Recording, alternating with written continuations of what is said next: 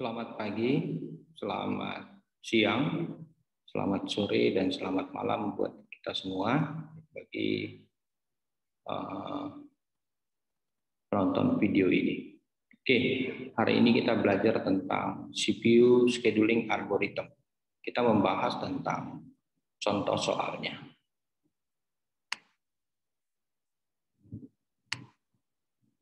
Nah, di sini soalnya diberikan ada beberapa proses dengan kuantum 3 milisecond. Prosesnya ada 5, P1, P2, sampai P5. Ini untuk arrival time-nya, itu waktu tibanya tiap proses, dan ini bus time-nya, itu yang dibutuhkan untuk menyelesaikan prosesnya, dan ini priority-nya. Oke, di sini dibuat ada sampai F ini pertanyaannya. Yang pertama, menggunakan algoritma first come first serve. Nanti di sini kita akan menghitung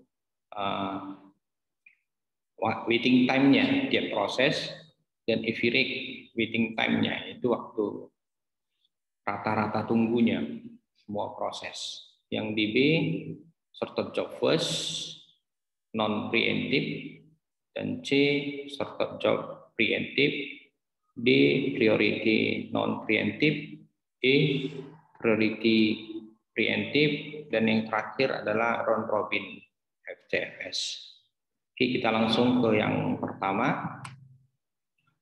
Yang pertama kita ingin menjawab soal untuk algoritma FCFS. Sebenarnya FCFS adalah contoh yang paling gampang ya. Pertama itu kita buatkan bentuk gancetnya, lalu kita siapkan untuk ready queue-nya. Maksudnya proses itu apa saja yang ada di ready queue-nya, kapan dia waktu tibanya. Yang pertama di 0 itu ada datang si P5 ya, di 0, lalu ada di 5 milisecond datang si P2. Berarti di sini sudah antri di ready queue-nya P2 dan P5. Lalu di 6 ada P3, di 7 ada P1, di 9 ada P4. Oke, sampai di sini semua proses sudah masuk ke dalam antrian. Kita perhatikan di proses P5 ini, dia bus time-nya 12. Karena dia masih membahas FCFS, berarti kan setiap proses itu ada yang datang harus sampai selesai dulu. Lalu dengan catatan siapa yang pertama datang atau arrival time-nya yang paling pertama, berarti dia harus diselesaikan. Harus sampai selesai. Itu untuk aturan algoritma first come first serve. Berarti si P5 kita selesaikan langsung di 12 milisecond. Di 12 milisecond. Dengan catatan di sini di ready queue-nya P5 sudah tidak ada lagi. Nah, P5 sudah tidak ada. Berarti sekarang giliran si P2. P2 langsung dikerjakan. P2 itu bus time-nya 12. Jadi 12 tambah 12. Jadi di 24 milisecond P2 itu telah selesai. Berarti yang antri tinggal P4, P1, dan P3. Sekarang giliran si P3. P3 bus time-nya 4. Jadi 28 milisecond. Setelah itu giliran si P1. P1 14 milisecond. 14, 28 tambah 14. Dan yang terakhir adalah giliran P4, proses P4. Selesailah dia di 58. Sekarang kita menghitung waiting time-nya. Waiting time P1. P1 ini P1. P1. Dia dikerjakan di 28. Dikerjakan di 28, tetapi kan arrival time-nya 7. Berarti 28 kurang 7, jadi 21. Berikutnya waiting time P2, yaitu ini P2-nya 12 kurang 5 arrival-nya, di 7 milisecond. Lalu P3 itu P3 24 kurang 6, jadi 18, lalu P4, P4-nya ini 42 kurang 9. Arrival time-nya jadi 33 milisecond.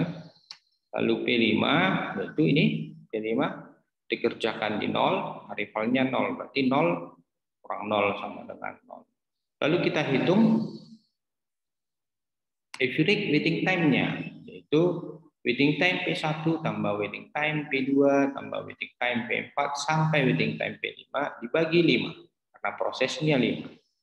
Kita jumlahkan, yaitu 21 tambah 7 tambah 18 tambah 33 tambah 0 bagi 5.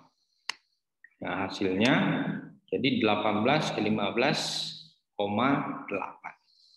Oke, ini untuk algoritma FCFS. Berikutnya kita membahas SJF non preemptive. Untuk pemahamannya, SJF itu kan certain job first. Jadi nanti mana job yang lebih kecil atau burst time yang lebih kecil, dia duluan dikerjakan. Dengan catatan di sini masih non preemptive. Kalau non preemptive itu berarti sekali dikerjakan harus selesai. Ya, walaupun nanti ada di ready queue-nya, burst time-nya atau job-nya yang lebih kecil, itu diabaikan saja karena masih non preemptive. Oke. Ini dia gancatnya. Kita siapkan untuk ready queue-nya yang pertama. Sama ya dengan FCFS, ready queue-nya. Di 0 ada P5, di 5 ada P2, di 6 ada P3, di 7 ada P1, lalu di 9 ada P4. Oke, langsung saja kita selesaikan si P5, burst time-nya 12. Selesai si P5. Oke, berikutnya prosesnya apa? Karena semua sudah antri di prosesnya sudah masuk ke dalam ready queue, kita lihat di burst time-nya ini. Siapa yang lebih kecil burst time-nya? Dengan catatan P5 sudah selesai. Berarti siapa ini? Yaitu P3. Burst time-nya 4. P3 kita selesaikan. P3 langsung kita selesaikan. Setelah giliran P3, siapa? Yaitu P2. P2, lanjut lagi. Sekarang tinggal P4 dan P1. P1-nya 14, P4-nya 16. Berarti job yang paling kecil adalah P1. P1, 14, dan yang terakhir adalah P4. Oke, untuk SJF non preemptive-nya telah selesai gancatnya. Jadi kita menghitung waiting time-nya tiap proses. Waiting time tiap proses. Yang pertama untuk waiting time P1. Ini P1 dikerjakan di 28. Kurang 7 arrivalnya. Di 21. Lalu P2. P2 16 dikerjakan prosesnya, arrivalnya 5. Berarti 11. Lalu P3 12 kurang 6. P4 42 kurang 9. Lalu P5 0 kurang 0. Setelah itu kita hitung average waiting time-nya. Average waiting time-nya 21 tambah 11 tambah 6 tambah 33 tambah 0 bagi 5. Hasilnya 71/5 menjadi 14,2. Oke, semoga paham ya untuk SJF non preemptive-nya. Berikutnya kita bahas tentang SJF preemptive. Hampir sama dengan SJF non preemptive tadi algoritmanya, tetapi jika dia preemptive nanti misalnya ada satu proses yang sedang berjalan, nanti ketemu dengan proses yang lain, terus dia burst time-nya atau job-nya itu lebih kecil, maka harus gantian. Itu aturannya di dalam SJF preemptive. Oke, langsung kita kerjakan. Ini dia Gancetnya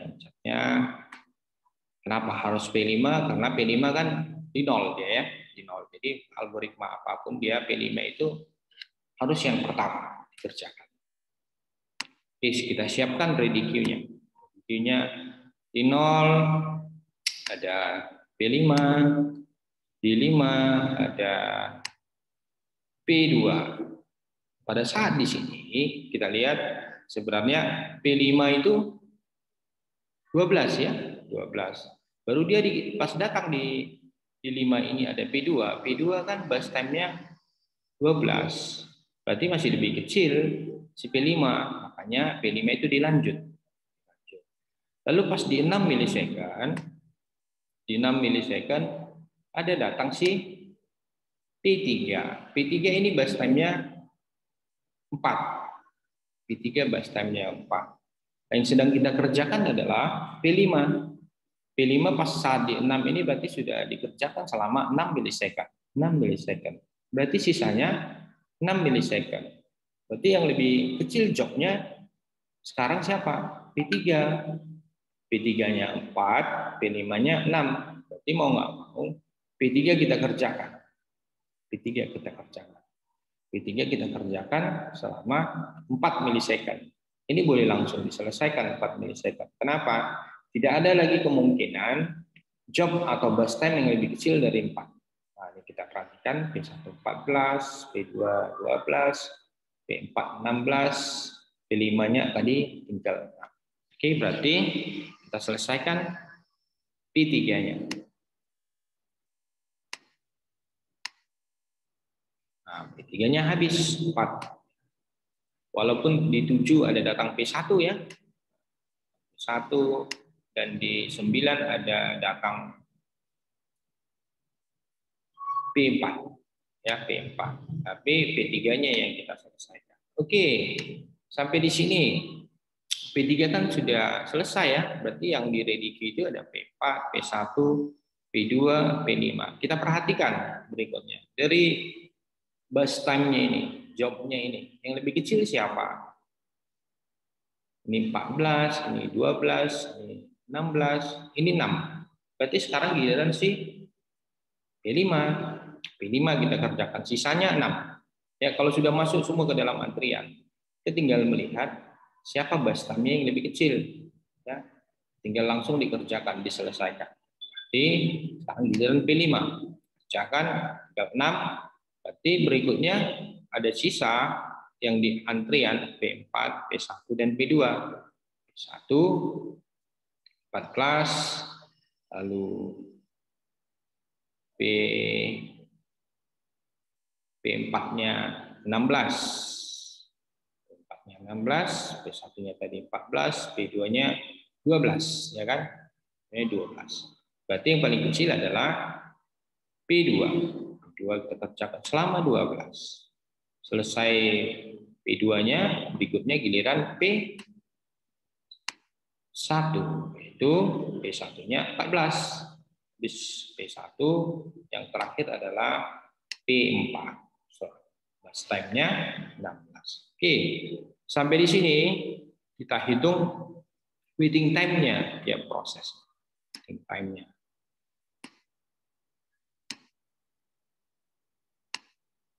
Nah, waiting time untuk P1. Ini P1 ya. P1, jadi dia 28 kurang 7. Jadi 21. Waiting time P2-nya. Ini P2 16 kurang 5. Jadi 11. Untuk waiting time P3, ini P3 dikerjakan di 6. Arrival time-nya 6, berarti 6 kurang 6. Lalu waiting time P4. Ini P4-nya 42 kurang 9.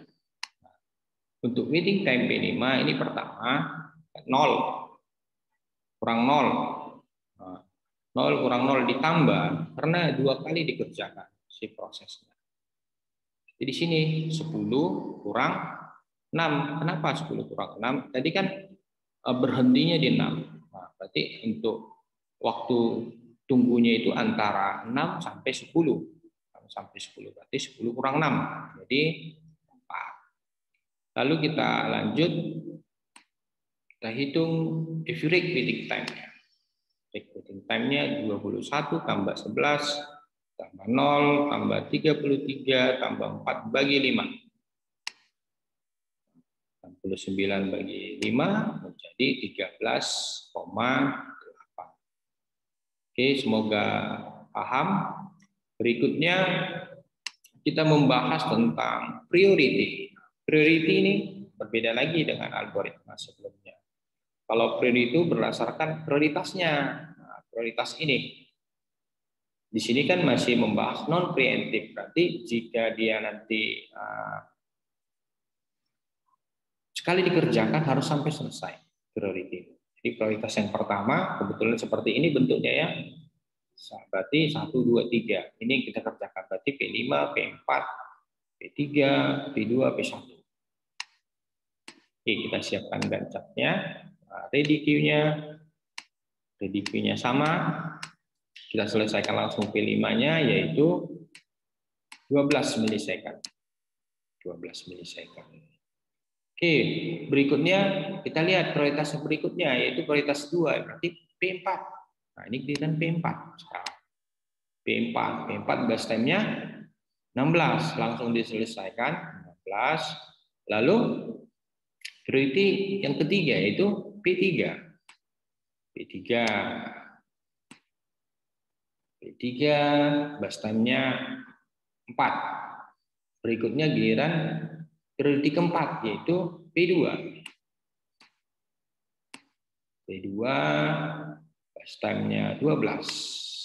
Yang terakhir adalah priority yang kelima yaitu P1. Selesai di sini untuk Gantt chart-nya. Gantt chart-nya berikutnya kita hitung waiting time P1. Ini 44 kurang 7. Lalu P2 ini 32 kurang 5. P3. Nah, ini P3-nya 28 kurang 6. P4 12 kurang 9. P5-nya 0 kurang 0. Gimana dengan average waiting time-nya? Nah, kita tambahkan semua kita bagi 5. Hasil akhirnya yaitu 17,8. Oke, berikutnya kita bahas tentang priority yang preemptive. Jadi hampir sama dengan yang non preemptive, tapi dengan catatan kalau dia preemptive itu jika ketemu nanti proses yang prioritasnya lebih tinggi harus gantian. Oke, kita kerjakan. Langsung Gantt chart-nya. P0 ada 5, P5 dan seterusnya. Di sini kebetulan kan P1 itu P5 itu prioritas 1. Jadi sebenarnya hampir sama dengan yang non preemptive itu jadinya jawabannya. Jadi sama sebenarnya. Kenapa? P5 kebetulan prioritas 1. Berarti dia sampai selesai. Dan ternyata arrival time-nya ini semua ada di dalam base time-nya si P5. Jadi masuk semua. Berarti jika sudah masuk semua dari P1 sampai P4 langsung lagi kita lihat prioritasnya. Berarti jadinya sama dengan yang non preemptive tadi jawabannya. P4, P4, P3, P2, dan P1. Begitu juga dengan waiting time-nya. Time-nya P1 37, P2 27, P3-nya 22, P4-nya 3, P5-nya 0. Tuh. Berikutnya untuk average waiting time-nya hasilnya 17,8. Oke, ini untuk priority. Kita bahas berikutnya tentang round robin. Round robin ini kan bekerja berdasarkan quantum time-nya. Di sini dicontohkan 3 milisecond. Berarti per tiap 3 milisecond proses itu harus gantian. Karena dia berhitungan round robin dengan FCFS, berarti berdasarkan arrival time-nya nanti siapa yang duluan datang. Oke, jika ada nanti proses misalnya dia masih dikerjakan selama 3 milisecond berdasarkan kuantumnya, tapi tidak ada proses yang datang, jadi mau nggak mau harus tetap dia dikerjakan. Itu untuk round robin. Oke, langsung kita kerjakan nih Gantt-nya. Oke, yang ready Q itu di 0 ada P5. Oke, kita langsung ke 3 milisecond. 3 milisecond kan belum ada yang datang. Berarti P5 masih kita kerjakan. Oke, sampai di 6. Sampai di 6. Walaupun ada di ready queue-nya si apa namanya ini di 5 milisecond itu ada P2 yang datang. P2 yang datang. P2 datang di 5 milisecond. Tetapi dia diabaikan. Kenapa? P5 ini harus dikerjakan selama 3 milisecond lagi. Jadi pertama tadi 3 milisecond, berikutnya 3 milisecond. Jadi berikutnya siapa? Seharusnya adalah P2 ya, karena dia round robin FCFS. Walaupun di 6 milisecond ada datang si P3, tapi yang duluan datang adalah si P2. Berarti sekarang giliran si P2 kita kerjakan selama 3 milisecond. Di sini di round robin harus diingat, dicatatkan sebelumnya tadi kan ada P5 kita kerjakan. Berarti sudah kita kerjakan 3 milisecond, 3 milisecond. Berikutnya tadi ada P2. Jadi kita kerjakan 3 milisecond. Berarti burst time-nya sudah berkurang, ya. Sudah berkurang. Sekarang giliran habis P5, P2 yaitu P3, ya kan? Walaupun di 9 ada yang datang si P4. Di 7 juga ada yang datang si P1. Oke, berarti sekarang giliran si P3. P3 kerjakan 3 milisecond. Nah, ini dia. Berarti sudah dikerjakan 3 milisecond. Sisanya tinggal 1 milisecond nanti untuk berikutnya. Berikutnya P1. P1 kerjakan 3 milisecond. 12 jadi 15. Jadi sampai di sini belum semua proses ya, belum semua proses dikerjakan. Jadi giliran si P4 berikutnya. P4 kerjakan 3 milisecond. Nah, ini dia 15 kurang 3. Sampai di sini, jika prosesnya semua sudah masuk ke dalam ready queue dan sudah dikerjakan, berarti kita ngeram. Ngeramnya kemana? Ke awal lagi. Habis P4 berarti giliran sini P5. P5 kita kerjakan lagi 3 milisecond. Ya, P5 1, 2, 3. Sudah 3 kali 3-nya kita kerjakan. Jadi 12 kurang 3, kurang 3, kurang 3. Itu untuk P5. Berikutnya giliran siapa? Yaitu P2. P2. P2 kurang 3. Ya kan? 3. Berikutnya habis P2 harusnya ini kan P3. P3, tapi P3-nya kan tinggal 1 milisecond. Jangan dipaksa dikerjakan 3 milisecond, berarti tinggal 1 milisecond. P3-nya. Di sini catatan P3 sudah habis ya, sudah selesai prosesnya. Oke, berikutnya giliran P1. P1 kerjakan 3 milisecond lagi. Habis P1 lanjut lagi P4. P4 3 milisecond. Nah, kurang lagi 3. P4. Ngeram lagi sini, ikut lagi P5. P5 lagi 3 milisecond. Lalu nih P2.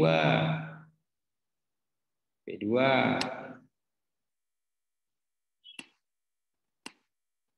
P2. Setelah itu P3 kan sudah selesai. P3 sudah selesai, berarti tidak lagi. Ya, berarti langsung ke P1. P2, P1. P1 3 milisecond. Oke, masih bisa ya. P1. Habis P1, kita seharusnya ke P4 lagi. P4.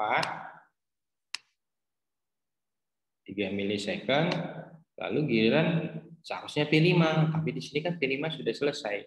Sudah 3 milisecond kali 4 kita kerjakan, berarti pas 12. Berarti bukan P5 lagi, berarti ke P2. P2, 3 milisecond, pas 3 milisecond selesai. Berarti P2-nya juga sudah selesai. Habis P2 lanjut ke P1. P1. Kan di sini kan antri tinggal P4 dan P1. P1 3 ini masih bisa 3. Jadi 46 sampai 49. Oke, habis P1 P4 lagi. P4 3, habis P4 P2 kan sudah selesai. Tidak bisa lagi, berarti harus ke P1. P1 sisanya berapa ini? 3. Berarti tinggal 1. P1-nya tinggal 2 nih, P1. Berikutnya harus ke P4. Ya kan? Tinggal P4 yang antri di sana. P4 tuh, P4 ini kan sudah selesai P4-nya 3 milisecond, yang terakhir sisanya 1 milisecond. Jadi pas ini gancaknya totalnya bus time-nya itu adalah 58. Oke, kita hitung satu persatu untuk waiting time-nya. Waiting time tiap prosesnya. Nah, yang pertama untuk P1. P1 1, 2, 3, 4, 5. Ada 5 kali penggalan prosesnya. Karena berdasarkan kuantumnya. Nah, ini P1, berarti yang pertama ini 12. 12 kurang arrival time-nya 7. 12 kurang 7. Lalu ini proses yang kedua, yaitu 25. 25 kurang ke sini dia 15-nya. Kan berarti dia menunggu antara 15 sampai 25. Oke, berikutnya ini 37 kurang 28, ya kan? 37 kurang 28. Berikutnya ini P1-nya 46 kurang 40. 46 kurang 40. Yang terakhir ini P1-nya 52 kurang 49. Pas dia, jadi totalnya waiting time untuk P1 adalah 33. Berikutnya waiting time untuk P2. Ini ada P2 1, 2, 3, 4 prosesnya, penggalannya. Nanti kita hitung lagi waiting time yang pertama nih 6.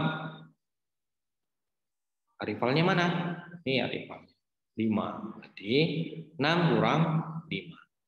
Berikutnya ini 21 kurang 9. Ya kan rentangnya dia menunggu 9 sampai ke 21. Berarti 21 kurang 9. Berikutnya ini P2-nya itu 32 kurang 24. Ya, 32 kurang 24. Dan yang terakhir ini adalah 43